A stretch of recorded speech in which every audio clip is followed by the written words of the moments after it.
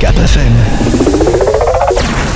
الكلمة Bienvenue tout d'abord, votre excellence. Écoutez, les radios pour moi c'était mon job pendant 5 ans il y a pas longtemps, donc je suis toujours content de commencer une journée par une radio, quoi. On sait que vous êtes un homme de communication. En tout cas, je trouve que les médias aujourd'hui ont une responsabilité considérable, hein. C'est un troisième pouvoir et la radio pour ça est vraiment pour moi le média le plus extraordinaire, c'est que ça vieillit pas, voilà. Donc Internet un jour disparaîtra, comme la presse papier peut-être aura des difficultés, mais la radio elle traversera Exactement. Parce qu'elle parle aux gens, voilà. Elle va rester. D'accord. La première question, votre excellence, quelle image avez-vous de la Tunisie aujourd'hui que vous êtes installé chez nous? Écoutez, je suis très impressionné et j'ai l'impression de vivre à chaque fois des émotions et parfois d'ailleurs un peu en décalage avec mes amis tunisiens qui vivent des appréhensions, qui vivent des angoisses, qui vivent des craintes. Il se trouve que pendant mes 20 années précédentes, en tant que diplomate, j'ai sillonné la planète. Je crois que je suis allé dans près de 190 pays.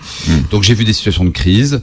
Celle-ci n'est pas une situation de crise, c'est une situation de transformation assez radicale et assez impressionnante. Et les indicateurs économiques sont évidemment alarmants. Mais l'indicateur sociétal et démocratique me paraît extrêmement favorable. Donc يقول ساعات سفير انه المناخ ملائم معناتها البلاد ماشيه بالباهي دونك كل شيء فافورابل باش تنجم تنجح البلاد. برهان بسيس تحب نكملوا نادي ساعه صباح الخير. صباح النور صباح الورد. D'accord. C'est bien. Oui, mais dans quelques mois, je reviendrai, on se fera un peu d'arabe, mais là, pour l'instant. C'est clair. On va se contenter du français. Donc, vous êtes, monsieur, comme on a dit, c'est-à-dire un homme de culture, de communication, et un diplomate aussi. Où est-ce que vous vous situez le mieux? Où est-ce que vous vous retrouvez le mieux? C'est dans le fond la diplomatie, on a souvent une image de la diplomatie un peu convenue ou très politique, etc. Je pense que la diplomatie, c'est l'art d'abord de résoudre les conflits. Il y a des diplomates qui font ça en permanence. Et moi, ça m'a toujours passionné, ces sujets-là. Mais ça, c'est les grands sujets mondiaux. C'est ceux qui travaillent en ce moment pour résoudre. Et mon Dieu, c'est pas simple. Les conflits en Libye, en Syrie. Et puis, il y a les diplomates qui sont bilatéraux, c'est-à-dire qui représentent leur pays dans un autre pays. Alors, ça peut paraître une forme désuète d'avoir des représentants d'un pays si proche de la France, parce qu'on peut imaginer que les présidents ou que les premiers ministres se parlent. En fait, moi, j'ai très envie pour mon pays d'être un acteur d'une relation et donc d'être actif, de faire bouger les choses, de pouvoir dire voilà, je suis arrivé et puis je reparte quelques années plus tard. Il y a eu ça et ça qui ont été faits. Donc il y a des indicateurs dans ma tête qui feront des indicateurs de réussite ou non d'une mission. Ce sont des indicateurs économiques, ce sont des indicateurs culturels. Et pour ça, je pense que dans le fond, la culture est souvent, d'ailleurs, Beji Kaïdé-Sepsi le rappelle, mais d'autres, Václav Havel, que j'ai connu aussi, la culture, c'est un élément fondamental. C'est-à-dire qu'on ne peut pas, à mon avis, bien faire ce métier si on n'est pas passionné par l'idée du dialogue, de la rencontre, de la considération pour l'histoire d'un pays. C'est-à-dire qu'on ne peut pas considérer que ce pays a commencé en 2011, par exemple. Il a une très très longue histoire, millénaire, et puis il a un 20e siècle, parfois complexe d'ailleurs dans la relation avec la France, mais tout ça on doit le connaître, et donc je pense que la culture c'est un élément extrêmement fédérateur, et d'ailleurs jusqu'à ce jour, il n'est pas connu que des hommes ou des femmes meurent pour des raisons culturelles. Voilà, on meurt toujours pour des raisons militaires, économiques, alors que la culture, c'est vraiment un ferment entre les populations et entre la France et la Tunisie, à travers la Méditerranée. Il y a des éléments de ferment incroyables. Chacun a sa vie, chacun a sa souveraineté, mais en même temps, ce qui nous lie, ce sont des valeurs, c'est une histoire, c'est des espoirs, c'est des combats communs contre le terrorisme aujourd'hui, et tout ça, c'est de l'ordre de la culture. C'est clair, c'est clair. D'accord. Bien, on passe à la question suivante. Votre déclaration sur la sécurité des Français en Tunisie a fait couler beaucoup d'encre, comme on a vu. Je crois pas. Ça, c'est vous qui reprenez, non? J'ai toujours dit que partout, que les ambassadeurs, partout, que ce soit l'ambassadeur tunisien en France, il doit aussi s'occuper de la sécurité des Tunisiens en France. Non, je crois franchement avoir dit plus qu'aucun ambassadeur. Je pense ici que ce pays était sûr. qu'hélas nous avons été frappés par le terrorisme de part et d'autre. Mais vous savez, j'ai fait des centaines de déclarations et reportez-vous, je crois que je suis un assez bon VRP, c'est-à-dire représentant de commerce. Non, c'est clair, c'est ce qu'on a vu, sauf que cette déclaration là, elle a fait comme j'ai dit, c'est-à-dire couler beaucoup d'encre. Non, mais on voulait juste que dans vraiment 3 réseaux sociaux, vous savez. D'accord. Je suis journaliste comme vous et il faut mesurer les choses au bon poids. Je crois vraiment, permanent, je dis aux gens, est-ce que vous en connaissez beaucoup? Venez en Tunisie, venez passer vos vacances en Tunisie. On a vu. Vous êtes bienvenus. J'ai mis ces mots dans la bouche de tous nos dirigeants. Monsieur Valls l'a dit. Et voilà, je pense que la France aujourd'hui dit en permanence, après l'avoir vérifié et avoir constaté un travail extraordinaire qui a été fait par les forces de police et de sécurité, que ce pays est aussi sûr que la France. C'est-à-dire que nous ne sommes jamais à l'abri d'un fou, mais néanmoins des mesures formidables ont été prises pour assurer la sécurité, notamment des touristes. Car il faut qu'ils reviennent, très important. السيد السفير دونك اوليفييه بوافرو دافو يقول انه عمره ما قال لي بروبو ذوكم معناتها على السيكوريتي، معناتها لي امباسادور الكل يحكيوا على السيكوريتي تافي نورمال في البلدان الاخرى، اما هو يشجع السياحه في تونس، يشجع العباد باش تجي لتونس اكثر واكثر. ناديه. Bilal, si tu permets, donc votre excellence, vous avez exprimé tout à l'heure votre intérêt et votre gros penchant vers la diplomatie. Donc si on parlait un peu de la diplomatie tunisienne, c'est-à-dire que quand on parle de la diplomatie d'un pays, on parle de la représentativité de ce pays-là à l'étranger. Que pensez-vous de la diplomatie tunisienne? Je pense qu'elle a d'abord beaucoup évolué à travers ces dernières années. D'une certaine manière, les eaux ont été plus calmes pour la diplomatie française. Elle a une politique arabe, elle a une politique américaine, atlantique, européenne, etc., qui est assez connue.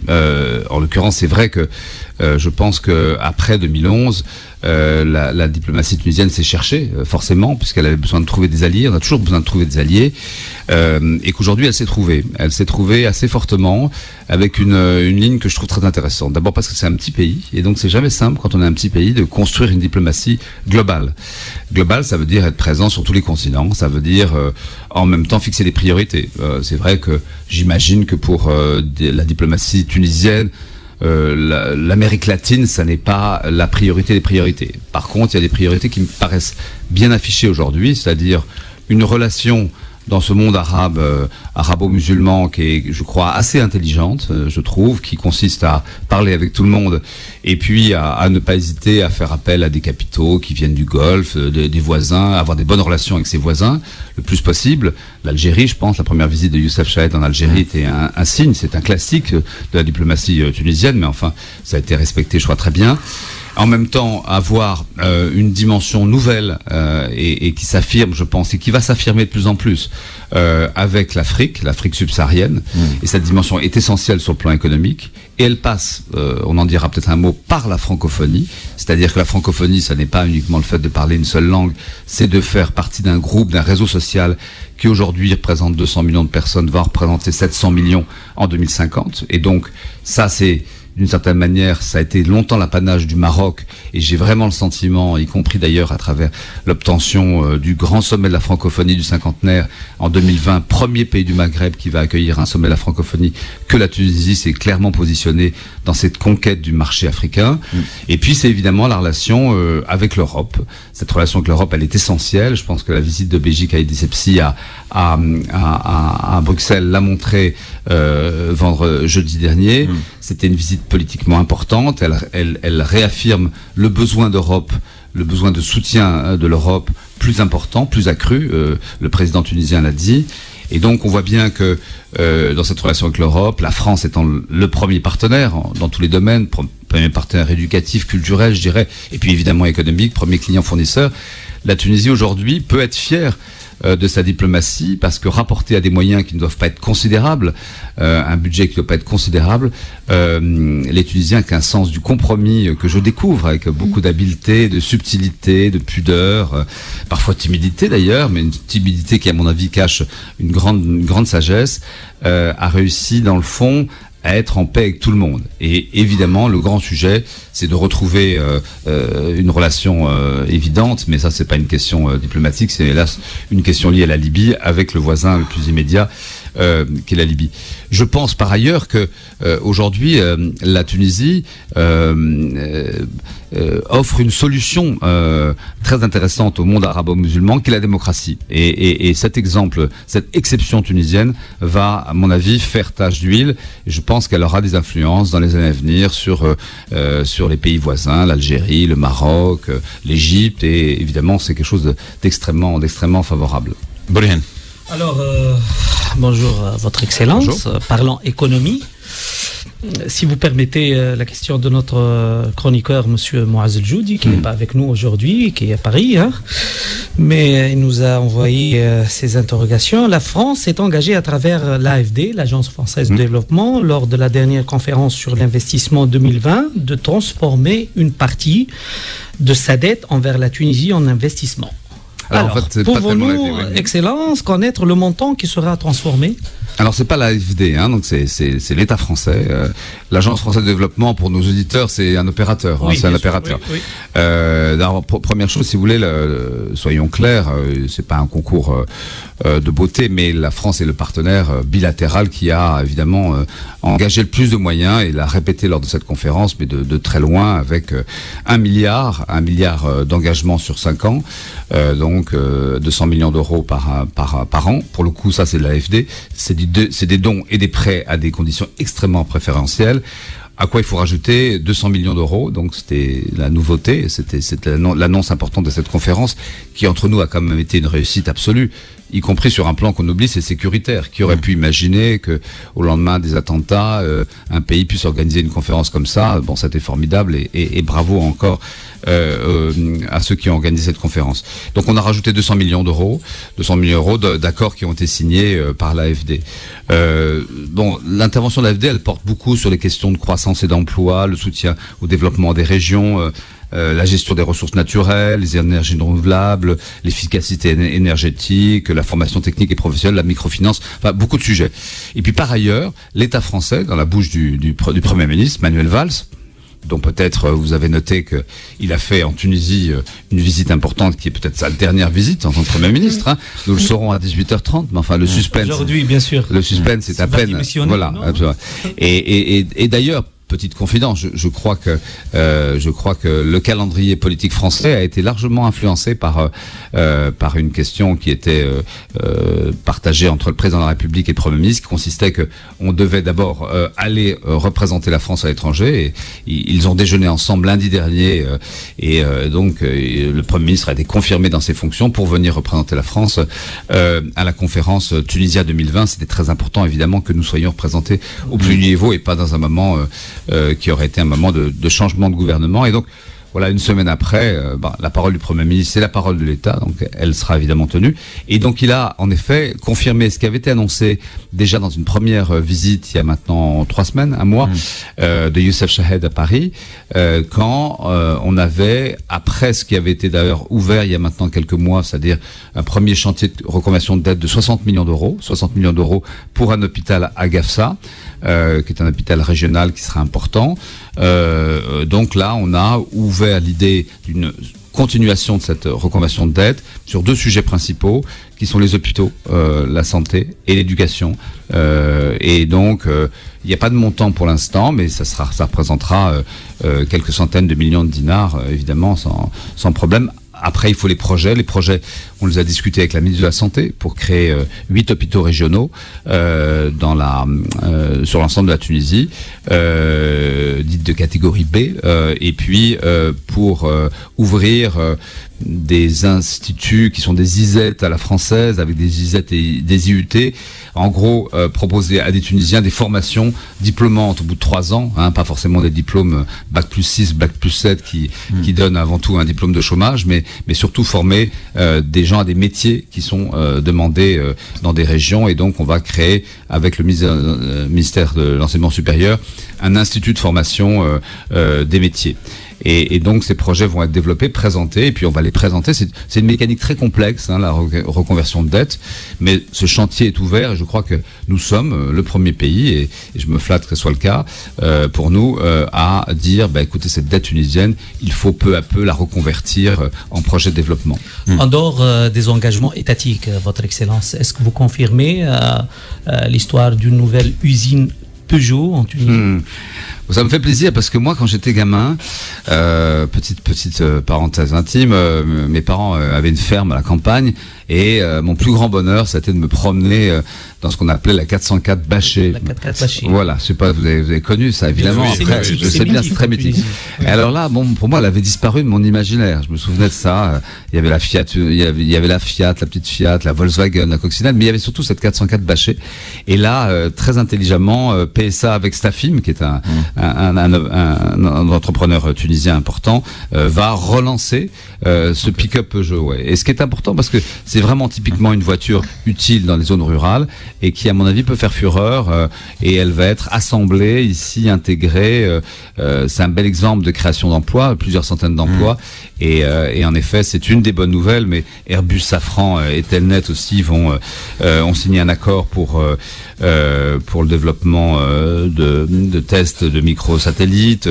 Il y a plein de projets nouveaux qui sont des projets d'entreprise et qui ne sont pas étatiques. C'est bon signe si seulement l'État intervenait.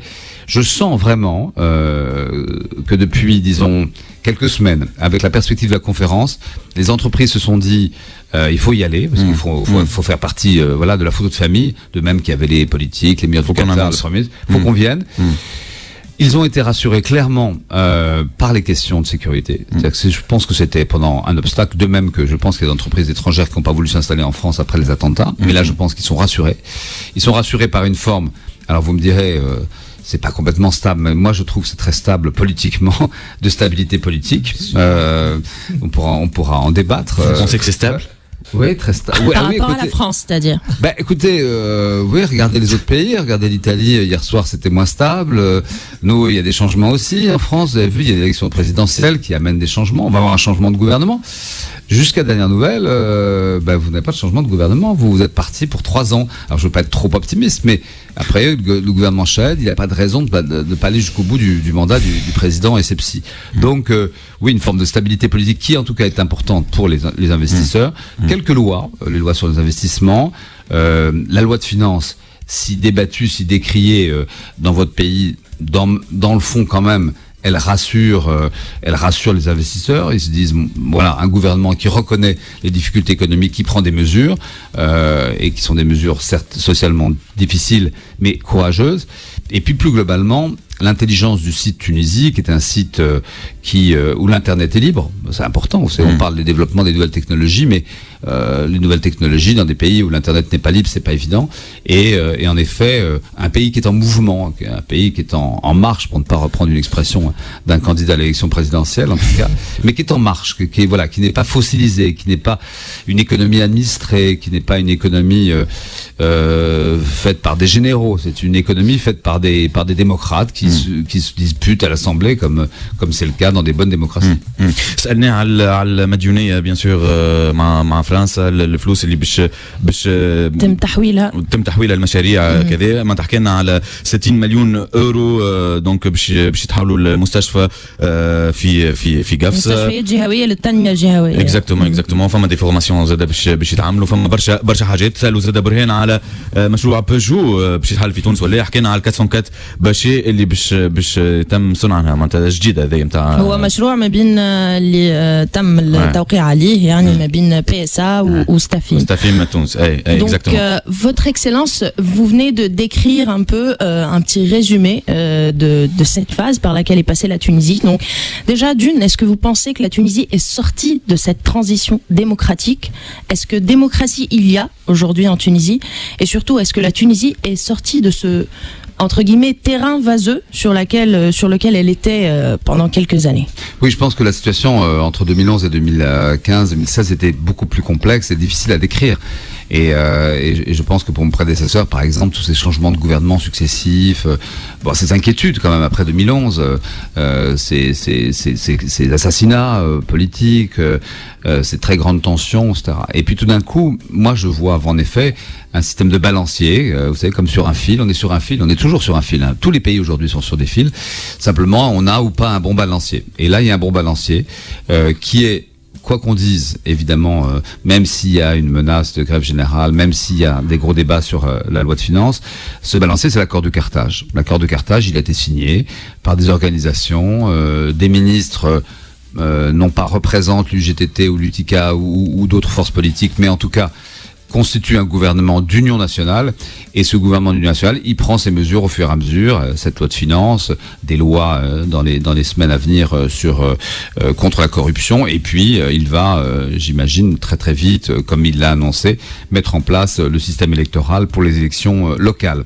Donc tout ça va se dérouler. Alors évidemment, c'est une démocratie, c'est une grande démocratie, et moi, je suis philosophe de formation, j'ai beaucoup étudié les systèmes politiques dans l'Antiquité, donc je suis très passionné par les systèmes institutionnels et notamment ceux de la démocratie, et je peux vous assurer en tout cas que si c'est pas la démocratie, c'est quoi la démocratie, hein? C'est-à-dire que mais la démocratie, c'est le débat, et ce débat, il existe, mais néanmoins le Conseil supérieur de la magistrature a été élu, dans peu de temps, je crois, la Cour constitutionnelle va se mettre en place, les instances existent.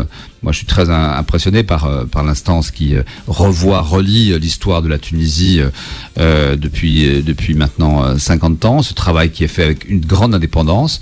L'AECA fonctionne. Donc, oui, il y a tous les éléments de la démocratie. Elle est là. Et je pense, franchement, ne pas m'avancer en disant que c'est irrémédiable. Tant pis pour ceux qui ne l'aiment pas, la démocratie. Mais on ne reviendra pas dessus. Dans le fond, c'est le moins mauvais des systèmes, la démocratie. Et puis, c'est surtout, je pense, économiquement, le plus efficace. C'est-à-dire que, dans le fond, ça permet une liberté des échanges, ça encourage l'entreprise, ça devra l'encourager de plus en plus, en tout cas. Et puis surtout, ça donne une fierté. Et ça, c'est très important. Moi, j'ai vécu en Égypte pendant 2 ans, entre 88 et 90, 1988, 1990. J'y ai encore beaucoup d'amis. J'y avais un appartement pendant des années, donc j'y retourne souvent. Et j'y étais cet été. Et je peux vous assurer que le regard des Égyptiens sur la Tunisie, il a changé, parce qu'à l'époque, mes amis disaient, ah oui, la petite Tunisie, on leur envoie nos films, et puis voilà, ils se cultivent à travers cette grande Égypte. Aujourd'hui, d'abord, ils ont un peu la gueule de bois, hein, franchement, parce qu'ils sont réveillés place Tahrir, et puis ils ont retrouvé un régime qui ressemble un peu quand même à celui précédent. Donc c'était une révolution pour rien, cette révolution. Vous, c'est pas une révolution pour rien. Elle a conduit à un ordre nouveau. Et il faut bien reconnaître qu'aujourd'hui, vous attisez, je pense, la curiosité, l'envie de bien des peuples, bien des sociétés civiles qui vous sont toutes proches, parce que vous avez su construire quelque chose qui, en effet, donne à chaque citoyen une voix égale pour choisir son pays. Alors, il ne nous appartient pas à nous de juger, jamais. Et en tout cas, je crois que les pays étrangers devraient bien se garder de se prononcer en faveur ou pas en faveur de telle ou telle option politique. Mais en tout cas, les partis sont représentés ici à l'Assemblée, et vraiment, c'est une démocratie à 100%. Oui. On y retournera. On va parler aussi des élections américaines, des élections de l'élection française aussi. Je viens de voir que Monsieur Valls va annoncer sa candidature dans son fief d'Evry aujourd'hui à 18h30. Oui, pour à 18h30. J'ai passé 2 jours avec le Premier ministre, lundi et mardi. Il sortait de l'Élysée quand il est arrivé en Tunisie, donc j'ai eu de nombreuses conversations avec lui sur ce qui allait se passer en France, sur son avenir personnel, et en effet, il était assez évident que dès lors que le président de la République renonçait à se présenter pour un nouveau mandat, il était assez clair que le Premier ministre allait entrer dans l'arène pour les primaires, parce que je vous rappelle que nous, on adore les primaires maintenant, on vote 2 fois plutôt qu'une. C'est peut-être d'ailleurs un bon système à imaginer ici, hein, pourquoi pas. Et donc les primaires socialistes, le 22 et le 29 janvier, vont désigner un candidat qui affrontera, entre autres, le candidat de la primaire de droite et du centre, qui est François Fillon, mais il y a d'autres candidats en dehors. Exactement. On y reviendra juste après le journal. باش نرجعوا معكم bien sûr بعد نشرة الأخبار. كابوتشينو كل يوم من الاثنين للجمعة من 6 ل 10 متاع الصباح مع بلال الباجي معز الجودي وبرهان بسيس على كاب اف ام. 48 دقيقة على كاب اف ام. اهلا وسهلا ومرحبا بكم الناس الكل في كابوتشينو ليميسيون اللي تونسكم من الاثنين للجمعة من 6 ل 10 متاع الصباح. وما زلنا مع ضيفنا سفير فرنسا في تونس سيد اوليفييه بوافغو دارفور. Bienvenue encore une fois, votre excellence. On va attaquer, c'est-à-dire avant de parler des élections françaises, on va parler un petit peu des élections américaines. L'élection du nouveau président des États-Unis, Donald Trump, va en quelque sorte changer les relations internationales entre Paris et Washington. Qu'en pensez-vous? Je crois pas, moi je crois beaucoup au balancier, je crois beaucoup aujourd'hui que le monde, de toute façon, on voit bien par exemple l'Union européenne a créé une sorte de système où dans le fond les extrêmes sont d'une manière ou d'une autre policés, donc je pense pas qu'un homme, même qui a des positions assez tranchées comme évidemment Donald Trump, puisse renverser l'ordre du monde.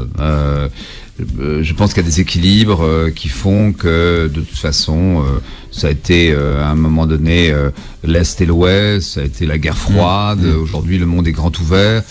Je pense que Trump, avec l'exercice du pouvoir, va évidemment beaucoup se polisser. Je ne pense pas qu'il va construire son mur avec le Mexique. Je ne pense pas qu'il va interdire aux musulmans d'entrer, comme il avait quand même dit, aux États-Unis. Voilà, je pense qu'il il devait gagner une élection. Il l'a fait à sa manière, évidemment. Bon, c'est des manières qui sont un peu rudes. Les débats télévisés, par exemple avec Hillary Clinton, j'aime pas du tout ce genre de débat. Je préfère les débats que j'ai vus et probablement qu'on verra aussi pour la primaire de gauche, mais pour la primaire de droite, vous avez peut-être vu, ou en tout cas le dernier débat entre Alain Juppé et François Fillon, qui était un débat élégant en tout cas. Mais non. Après, ça signale quelque chose en tout cas. Un, c'est que nous sommes un microcosme. Quand je dis nous, c'est les diplomates, les journalistes. Nous analysons et nous nous trompons beaucoup en ce moment parce qu'il y a une sorte de rumeur du monde, une sorte de volonté du peuple qui nous échappe et le peuple ne fait pas ce que les élites veulent faire et au contraire, plus les élites disent il faut être européen, on l'avait vu à un moment donné sur le référendum sur l'Union européenne, tous les gens qui dirigeaient les radios pensaient que l'Europe allait être vraiment le choix des Français, mais ils ont choisi le contraire justement. Donc attention à ce que les élites ne s'expriment pas trop.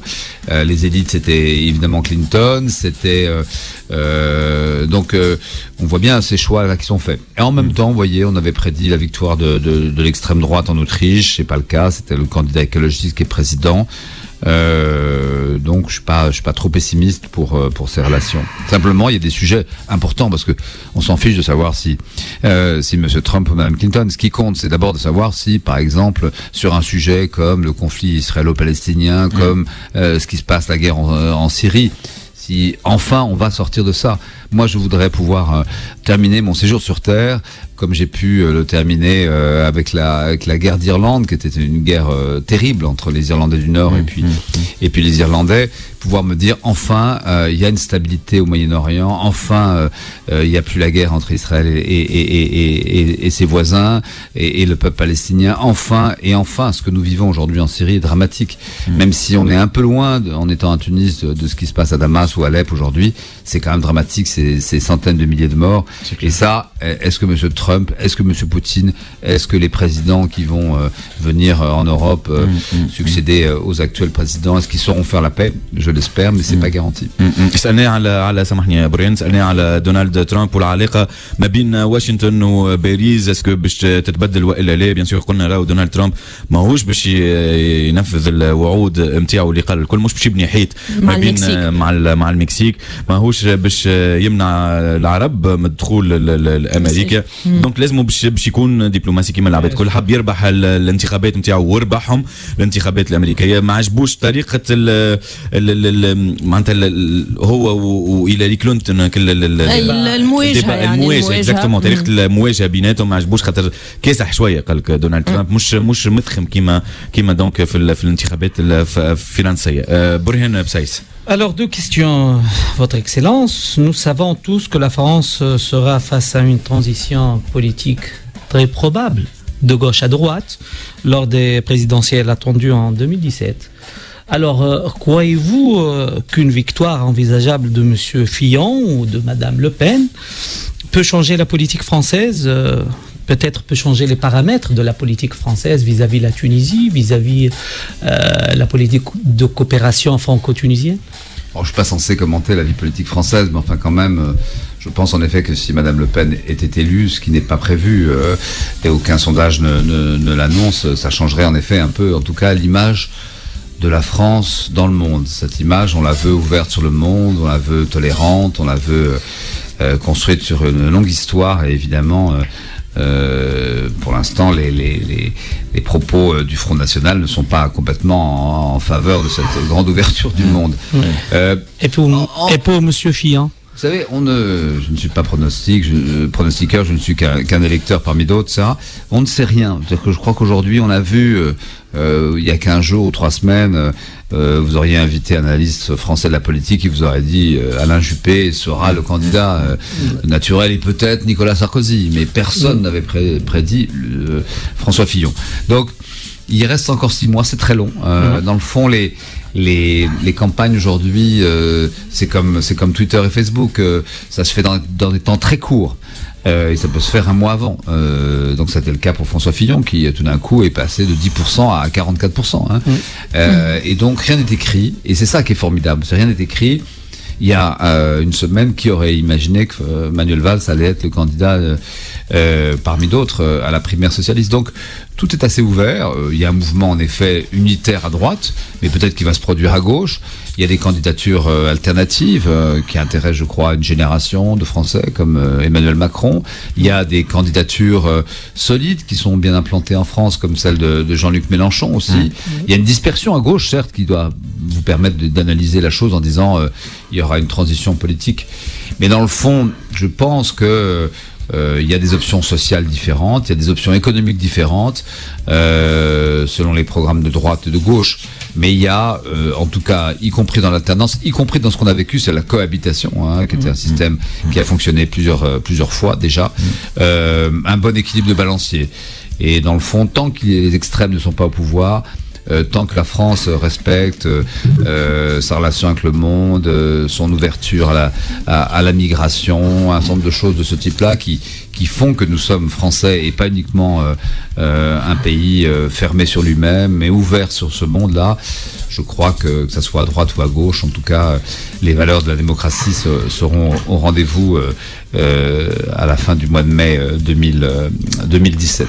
Mais avant les présidentielles de 2017, bien entendu, il y a les primaires du Parti Socialiste. Ouais. Sans intimider votre droit de réserve, j'aimerais bien sûr, savoir si M. Olivier Poivre d'Arfort porte un soutien particulier à l'un des candidats socialistes qui vont disputer les primaires du Parti Socialiste très prochainement, je crois 28 janvier. Vous voulez que je rentre à Paris tout de suite? Je demande votre avis en sachant votre soutien fort et ardent pour le Parti Socialiste.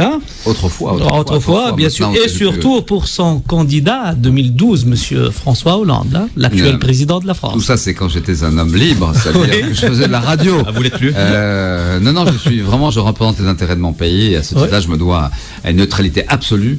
D'autant plus absolue que c'est passionnant finalement de ne pas être... Et le citoyen... Le citoyen, il vote. Il votera en son âme et conscience.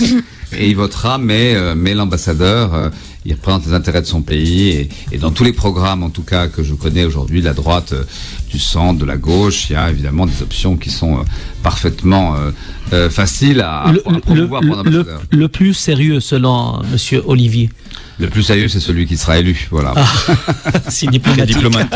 Très diplomate, votre Excellence. Il y a d'abord, non mais pour aller plus loin dans la discussion, il y a l'élection présidentielle et après l'élection législative. Et dans le fond, si on regarde bien, c'est ça qui est important. Parce que vous pouvez lire un président, et bon, le quinquennat est très court, mais si le président n'a pas une majorité, là c'est une élection difficile. Et on a bien vu que le président de la République, avec sa majorité, a eu lui-même beaucoup de débats. Et donc c'est très important, en tout cas, en effet, que aux élections législatives qui vont suivre en juin, d'observer ces élections. Parce qu'elles peuvent, en effet, aussi, d'ailleurs, montrer une remontée du Front National ou des éléments de ce type-là. Donc l'élection, elle est à deux coups. Un homme ou une femme qui va être élu, et puis après une majorité parlementaire, comme chez vous, qui peut ou pas permettre à ce président ou à cette présidente d'agir. On peut pas parler des élections, c'est-à-dire françaises, sans parler de notre peur de voir le même changement radical, c'est-à-dire anti-monde arabo-islamique, comme c'est le cas aux États-Unis actuellement, c'est-à-dire si jamais. Vous avez raison. Est-ce que vous partagez la même peur? Pas la même peur, mais le même combat en tout cas. Je pense, moi, vous savez, j'ai adopté une petite fille qui s'appelle Faiza. Donc Faiza, ça veut dire la victorieuse en arabe, je crois. Donc elle est Peul, d'origine, elle est musulmane, voilà. Et donc moi, petit garçon élevé chez les jésuites, je suis très fier que ma fille soit née musulmane, même si elle pratique assez peu, je peux vous dire. Elle préfère écouter la radio que les préceptes de la religion. Mais en tout cas, la vérité, c'est que ce monde ne peut pas se construire sur, en effet, la haine de l'autre, et c'est inacceptable, ça. Et donc, la France est un pays intéressant en ce moment, et c'est pour ça, je pense que c'est un pays qui traverse des difficultés, parce que construit sur un socle judéo-chrétien, il devient aujourd'hui un pays avec une très très forte communauté musulmane, et c'est ça qui me passionne, moi, dans ce pays. C'est que d'abord, il est beaucoup moins blanc qu'il n'était il y a 20 ou 30 ans. Moi, quand j'étais en classe à l'école, il y avait personne de couleur, hein, et maintenant, aujourd'hui, il y a un arc-en-ciel assez formidable. Donc la France doit composer et doit trouver ça extrêmement excitant en même temps avec son histoire coloniale, avec toutes celles et tous ceux qui, étant en Algérie, en Tunisie, au Maroc, sont venus vivre en France et sont français, et même quand ils ne le sont pas, sont bienvenus chez nous, ont le droit de travailler, ont le droit d'avoir les services de la sécurité sociale, et elle doit composer avec ça, elle doit composer avec le fait que il y a des mosquées, il y a des églises, il y a des synagogues, il y a, voilà, et c'est très beau ça, un pays monocolore, un pays mono-religieux, bon, qui serait pas ouvert. Ici, il me semble que la communauté juive vit pacifiquement. Donc, c'est très important de pouvoir afficher ça. Et j'espère que mon pays ira toujours dans ce sens-là. J'ai pas trop de doutes pour vous dire. Voilà. Et en tout cas, mon bulletin de vote sera orienté dans ce sens, puisque vous vouliez savoir pour qui je voterai. Voilà. حكينا على الانتخابات الفرنسية مع السيد أوليفيه دونك سفير فرنسا كنا نحن خوفنا انهم معناتها يتبدلوا بصفة راديكالية معناتها مشيوا اليمينية العالم الروتيزاسيون دو موند مع العرب المسلمين سورتو كل شيء معناتها قلنا راهو فرنسا ساعة بالعكس قوس قزح والعصافير تزقزق محلها توا فما برشا جوامع كيما قاعدين نشوفوا معناتها ما جو نو بونس با اللي باش تتبدل دون سو سونس فوالا هذايا شنو هي اللي ابوبخي اللي قالها نادية. Voilà, si tu permets, j'ai une question pour son Excellence. On a parlé tout à l'heure d'une éventuelle démission, enfin presque confirmée, de Manuel Valls, donc le Premier ministre français qui fait partie du gouvernement de François Hollande. Là, on va passer vers un troisième Premier ministre pour François Hollande, qui va avoir vraiment un mandat très très court, genre 5 mois, jusqu'aux prochaines élections. Donc, est-ce que vous pensez que cette démission-là est justifiée ? Alors que institutionnellement, il pourrait ne pas démissionner pour entamer justement sa campagne. Qu'est-ce que vous pensez de ça, de cette démission? Et puis, est-ce qu'on peut s'attendre à un éventuel désistement de François Hollande de ce retrait des prochaines élections, sa candidature, c'est-à-dire? Non, écoutez, je pense que c'est normal que dès lors que quelqu'un est candidat à une élection aussi importante que la présidentielle. Jacques Chirac ne l'avait pas fait. Oui. Balladur non plus. Oui, mais écoutez, là, je pense qu'en tout cas, d'abord, ça sera le choix du Premier ministre. Je crois que je ne trahis aucun secret. Je crois qu'il va annoncer, en effet, à 18h30 sa candidature à la primaire. C'est un peu différent, parce que l'exercice de la primaire, qui dans le fond était l'exercice qui a compliqué, je pense, la décision et qui a probablement amené le président de la République à dire qu'il ne se représenterait pas pour un nouveau mandat. C'est-à-dire que quand vous êtes en exercice, passez un concours et quelques mois avant l'élection, c'est-à-dire dès le mois de janvier en l'occurrence, un concours avec 6 ou 7 candidats qui passent à la télévision, qui est très regardé. Tout d'un coup, ça rend l'exercice extrêmement ouvert. Donc c'est très difficile d'exercer à la fois ses fonctions de Premier ministre. Et je pense qu'évidemment, la France, elle a besoin d'un président. C'est le président de la République jusqu'à la fin de son mandat, il l'a dit fermement. Et elle a besoin d'un Premier ministre. Il y aura un nouveau Premier ministre. Et elle a besoin de candidats qui vont sur le terrain, qui vont se battre pour leurs convictions. Et je pense que c'était indispensable qu'il y ait ce choix qui soit fait. Et à votre avis, quelles sont les erreurs, mais vraiment fatales pour François Hollande, qui lui ont valu, par exemple, le titre par la presse allemande de président déchu? Écoutez, l'histoire le dira, parce que moi je pense que c'est une décision assez impressionnante. Quand vous êtes quelque part, vous avez le pouvoir de... C'est la première fois. Oui, c'est la première fois. Vous avez le pouvoir de dire, écoutez, tant pis, bon, voilà, je suis impopulaire, mais je vais me représenter. Ça, c'est la solution de facilité. Je pense que le président de la République, en l'occurrence, a fait un choix extrêmement courageux, qui est un choix qui peut-être rentrera dans l'histoire, c'est-à-dire que dans le fond, voilà, moi j'avais un programme, j'avais un mandat, j'ai fait ce que j'avais à faire, il a défendu son bilan, et entre nous, beaucoup de choses ont été faites. J'avais un travail à faire. Je constate que je ne suis pas le candidat qui pourrait fédérer mon camp, en l'occurrence tout ça qu'il a dit à travers sa phrase. Donc je me représente pas. Et dans le fond, c'est un assez beau choix. C'est pas un choix jusqu'au boutiste, c'est-à-dire après moi le déluge. Non, c'est moi jusqu'au bout. Mais je cède ma place à d'autres qui sauront continuer ce travail-là. J'étais assez impressionné d'entendre cette voix comme ça, qui était une voix blanche au début, de quelqu'un qui, au lieu d'être drogué au pouvoir, dit « j'ai fait mon travail, j'arrête ». Voilà. Et c'est une belle leçon, en fait, dans le fond. Et je crois que la classe politique, qu'elle soit de gauche ou de droite, lui a rendu cet hommage-là. Je pense que les hommes politiques ont besoin, dans des mandats aussi courts, de rentrer dans l'histoire d'une manière ou d'une autre. Et je pense que François Hollande, y compris d'ailleurs en reconnaissant l'erreur, il l'a dit, c'est lui qui l'a dit, de cette proposition de loi sur la déchéance de nationalité, faisant lui-même son autocritique, reconnaissant que plutôt que de fédérer, elle avait divisé cette proposition, a montré une très belle image de ce qu'est la politique, c'est-à-dire savoir s'arrêter quand on doit s'arrêter. حكينا على فرانسوا هولاند دونك قلنا اللي راهو معناتها السيد اوليفيه يقول انه عرف كيفاش يخرج من الباب الكبير وعرف كيفاش معناتها ما يرشحش روحه ويقول سي بون انا هنايا ناقف ما عادش باش كملت الفتره كملت الفتره نتاعي سي بون ما عادش نمشي. اوكي on a parlé de création d'un centre culturel à Naples. Oui. L'Alliance française. Moi, je pense que, en effet, nous avons à Tunis, à Sousse et à Sfax des instituts français. Mais je pense qu'il est très important de pouvoir aller sur le territoire que je connais un peu maintenant, à Sfax, Gafsa, Kasserine, Mednine, d'avoir dans les villes. Le grand sujet pour la Tunisie, ça va être les régions. Ça va être la décentralisation.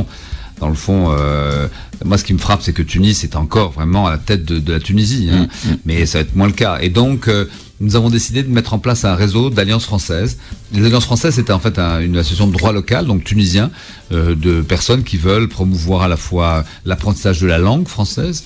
Et c'est vrai qu'avec peut-être la baisse de niveau de la qualité de l'apprentissage du français dans le système éducatif, il est important qu'il y ait des cours de français qui soient proposés à des tarifs accessibles pour toutes les familles, et puis aussi des lieux de culture. Moi, j'étais à Gafsa déjà une fois, je vais y retourner très bientôt. C'est vrai qu'après 20 heures, ce sont des grands lieux de culture dans l'histoire, mais aujourd'hui, il ne se passe pas grand-chose. Et on en parlait avec le ministre de la Culture encore hier, votre ministre de la Culture, et donc ces alliances françaises auront pour mission de créer en effet une dynamique culturelle. Et parmi les sites auxquels je pense, il y a évidemment Gafsa, il y a probablement Naples, parce que Naples c'est au cœur d'un ensemble, et puis il y a surtout, je crois savoir, une très très bonne radio là-bas qui est installée. Donc voilà, donc je pense qu'on va explorer la possibilité de créer cette alliance française à Naples. نحكيو على دور الثقافة دونك مركز ثقافي في نابل في قفصة دونك هذه هي البارتناريا مع فرنسا دونك باش يعملوا مراكز ثقافية ولا دور ثقافة في قفصة في نابل في الداخل معناتها في تونس في الداخل.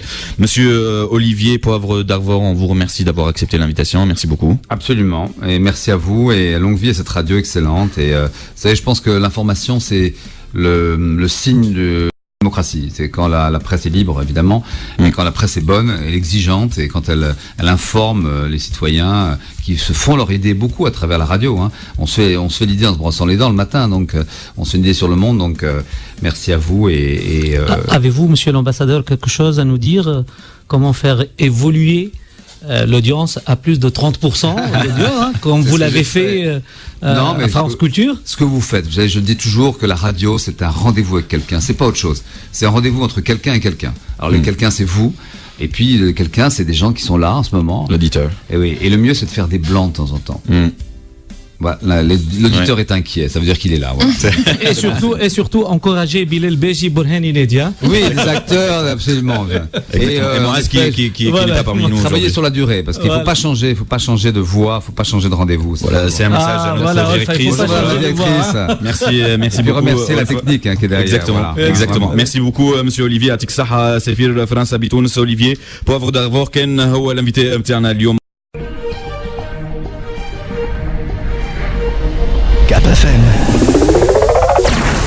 الكلمة ليك.